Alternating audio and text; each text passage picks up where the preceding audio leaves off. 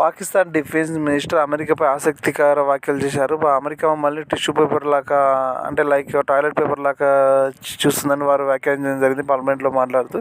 ఎందుకంటే మాకు అమెరికా మాతో అవసరం ఉన్నప్పుడు మిత్రదేశంగాను, అవసరం లేనప్పుడు మమ్మల్ని వదిలేస్తుందని వారు ఈ విధంగా వ్యాఖ్యానించడం జరిగింది, టిష్యూ పేపర్ లాగా.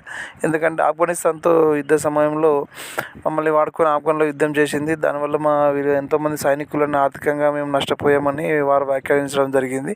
అయితే ఇటీవల పాకిస్తాన్ మాత్రం అమెరికా కాకుండా అమెరికాతో మిత్రదేశంగా ఉంటూనే చైనాకు మరీ ఇంత దగ్గర అయిపోయింది. కాబట్టి చైనా పాకిస్తాన్లో సీఫెక్ ప్రాజెక్టు డెవలప్ చేస్తుంది. బలూచిస్తాన్లో ఒక పోర్టును కూడా డెవలప్ చేస్తుంది. చైనా నుంచి గ్వాదర్ పోర్టు వరకు రోడ్డు కూడా వేయడం జరిగింది. కొన్ని $1 బిలియన్ పెట్టుబడి పెట్టడం జరిగింది.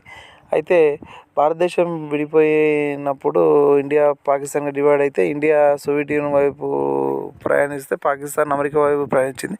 అయితే అమెరికా వాదన ఎలా ఉందంటే, మేము పాకిస్తాన్లో మాపై అటాక్ చేసిన బిన్ లాడెన్ పట్టుకోవడం ఎంతో ప్రయత్నం చేస్తుంటే పాకిస్తాన్ వారి దేశంలో దాబెట్టి మమ్మల్ని ఆపటవాళ్ళు దాబెట్టి మాకు చెప్పకుండా వారికి ఆశ్రయం కల్పించిందని మేము కనుక్కొని అతన్ని చంపేశాము, బిన్ లాడెన్ చంపేశాము అని చెప్పారు. అయితే బిన్ లాడెన్ ఉన్న ఇంటికి పాకిస్తాన్ యొక్క సైనిక స్థానం దాదాపు 800 మీటర్లు, మ్యాక్సిమం 1 కిలోమీటర్ లోపే ఉన్నది. కాబట్టి పాకిస్తాన్ ఎప్పుడు నమ్మదగిన దేశంగానే ఉంటుంది లైక్ అని అమెరికా యొక్క ఇంటర్నల్ ఒపీనియన్.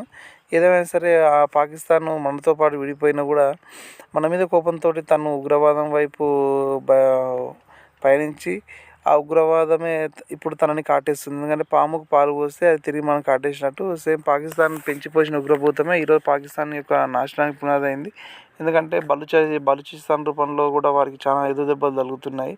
ఇక్కడ సింధు ప్రావిన్స్ ఉన్నట్టు కొద్దిగా సపరేట్ కంట్రీగా కావడానికి ప్రయత్నం చేస్తారు. ఎందుకంటే పాకిస్తాన్లో ఎక్కువ డిఫెన్స్లో అయినా అంటే సైన్యంలో అయినా ఎక్కువ పంజాబీల యొక్క ప్రాబల్యం ఎక్కువ ఉంటుంది. కాబట్టి సపరేట్ కావడానికి వారు కూడా ప్రయత్నం చేస్తున్నారు.